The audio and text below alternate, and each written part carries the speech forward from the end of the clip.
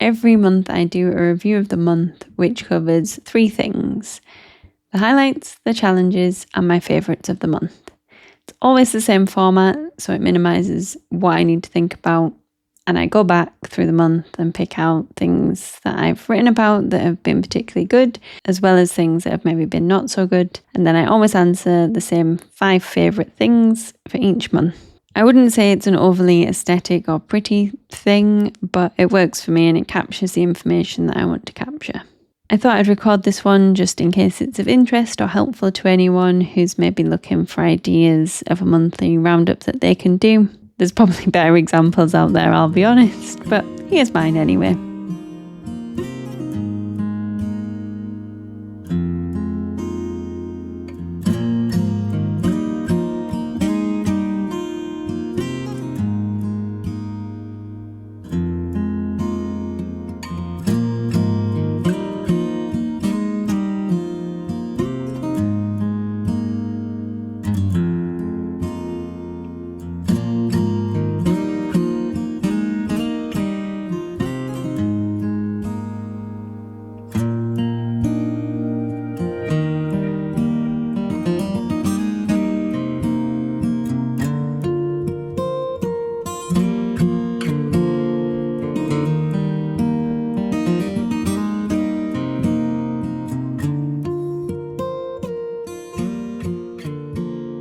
So there were a few highlights in July, the first of which is that my credit rating increased to excellent.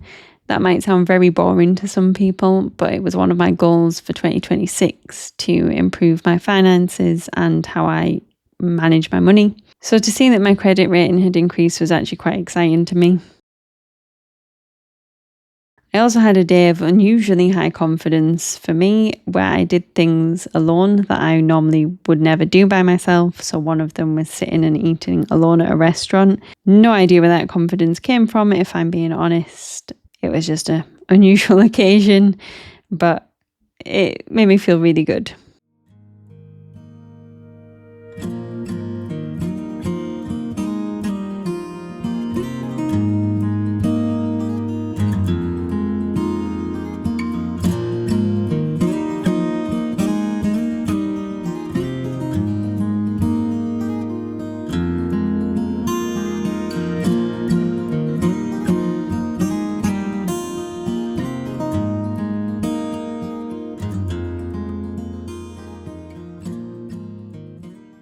My husband and I went for a meal at a local restaurant and it was lovely. The food was delicious. The cocktails were even better and it was just a really nice evening out. My husband also passed his driving test at the end of this month, which will open up a lot more freedom for us and was very exciting. Very proud of him and I'm very much looking forward to the places that we can go now. My family surprised me with a visit this month. I had a really nice time with them whilst they were visiting. It was my mum, my sister and my 2 nieces. We did a bit of shopping, went out for food, just had a general nice time and made some lovely memories, including a little dip in the sea, which was absolutely freezing, but my niece wanted to do it, so we tagged along with her. In terms of challenges, there were a couple of things this month. Work is always a bit of a challenge for me for one reason or another. I'm not going to say too much about that on the internet. I also had a wisdom tooth removed, which was painful and my mouth was sore for over a week afterwards. Thankfully all okay now and it's worth it because I was having issues with that tooth for a long time and I think getting it taken out was definitely the right decision, but I was pretty miserable in the aftermath of getting that done. We also had a few issues with our neighbour, which I don't think it's appropriate to discuss at length on the internet, but hopefully they're okay and hopefully things improve going forward. In terms of favourites, I didn't really have a favourite TV show this month because I haven't really watched TV. I've mostly been out walking or watching YouTube videos, so didn't really have anything to put there. I expect that next month the answer to that question will be Ted Lasso as the new season comes out in August, but we'll see. Maybe something else will capture my attention instead. My favourite song this month has actually been a live performance from Sam Fender and Lewis Capaldi of Sam Fender's song Rein Me In.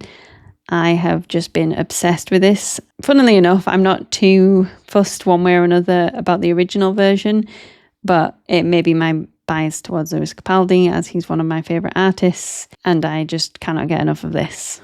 I haven't done as much gaming this month as I usually do because I've had other priorities, but I have been loving Bookshop Simulator, especially the new level that they added in the Cotswolds. Highly recommend it if you're looking for just a chill, low pressure, cozy game. My favourite workout this month was a walk plus run class on the Peloton platform, which was Mumford & Sons artist series. I just felt amazing by the end of it.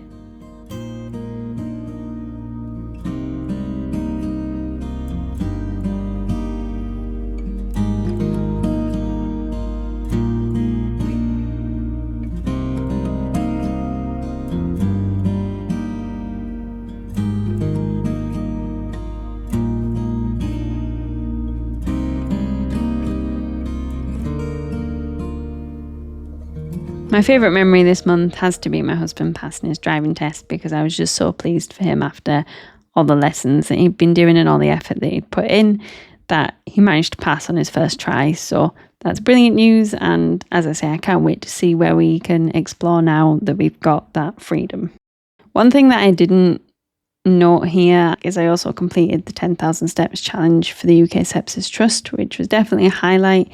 I'm really proud of the effort that I put into that, especially because there were some days when I really did not want to do 10,000 steps. I just wanted to lounge about and do very little. My average steps for the month were actually over 12,000, so overachiever, but for a very worthwhile cause, and I'm just pleased that I managed to get it done. I try to use the same stickers on my review page that I've used throughout the month because it keeps everything tied together quite nicely. Here I'm using the Cool to Be Kind Happy Planner stickers, which is actually a teacher set. I'm not a teacher, but I like them anyway, and I managed to find a use for most of them, apart from the ones that are very clearly teacher specific.